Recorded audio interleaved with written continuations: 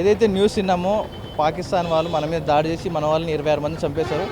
So ఆ news విన్నప్పుడు మీకు ఏమనిపించింది? మస్తు బాధేసింది. ఫస్ట్ పాకిస్తాన్ వాళ్ళు ఇలా చేస్తారని అనుకోలేదు. చాలామంది వెళ్తున్నారు కదా, నెక్స్ట్ వెళ్ళడానికి కూడా భయపడుతున్నారు. ఇలా ఏదైనా జరుగుతుందేమో అనేసి కాశ్మీర్కి వెళ్ళాలంటే కూడా చాలామంది భయపడుతున్నారు.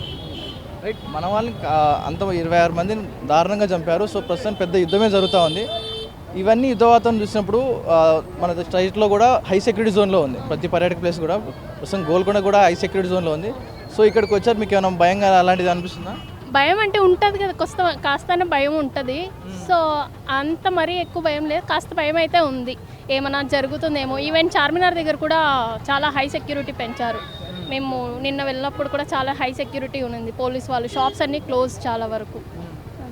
ఇప్పుడు ఇక్కడ సెక్యూరిటీ ఏమైనా ఎలా అనిపిస్తుంది? ఇక్కడ ఉన్న రద్దీ ప్రాంతం కాబట్టి చోట సీసీ కెమెరాలు ఉన్నాయి. సెక్యూరిటీ ఎక్కడికక్కడ కూర్చొని గైడ్ చేస్తున్నాడు, అటు సైడ్ వెళ్ళకండి, ఇటు సైడ్ వెళ్ళకండి అని చెప్తున్నారు. ప్రస్తుతం ఇప్పుడు జరుగుతున్న వార్ సిచ్యువేషన్ ఉంది కదా, సో అది చూసినప్పుడు మీకు ఏమనిపిస్తూ ఉంది? యుద్ధం జరుగుతూ ఉంది, ప్రాణాల మన వాళ్ళు ధీటుగానే ఫైట్ చేస్తూ ఉన్నారు. యుద్ధం చూసినప్పుడు మీకు ఏమనిపిస్తుంది? యుద్ధం చూసినప్పుడు అంటే ఎవరికి, మన ఇండియన్స్కి ఎవరికి ఏం కాకుండా ఉంటే చాలు. యుద్ధం జరిగితే ఫైన్, అది ఓకేనే, ఫైన్ జరగడం. మనం రివెంజ్ ఇవ్వద్దా? వాళ్ళు ఇచ్చినప్పుడు మనం కూడా ఇవ్వాలి కదా.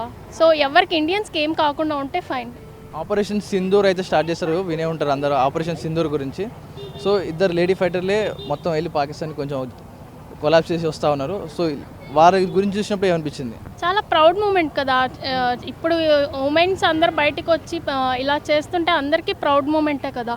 సో చాలామంది వెళ్ళొచ్చు ఇప్పుడు, ఇండియన్స్ మన ఉమెన్స్ కూడా వెళ్ళి చేయొచ్చు ఇంకా ఏదున్నా ఫైట్స్. నువ్వు పెద్ద అయినాక ఏమవుతావు? ఆస్ట్రోనాట్ అవుతావా? ఆర్మీలో జాయిన్ అవుతావా?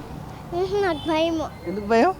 ఎందుకంటే ఇప్పుడు పాకిస్తాన్ గురించి తెలిసిన దాని నుంచి రాత్రి ఎప్పుడు మా నాన్నమ్మ న్యూస్ పెడతా ఉంటుంది, దాన్ని చూసాకే భయం అయి నిద్రపోతా నేను. ఎందుకు, ఏం భయం వేసింది? ఏం చూసావు న్యూస్లో?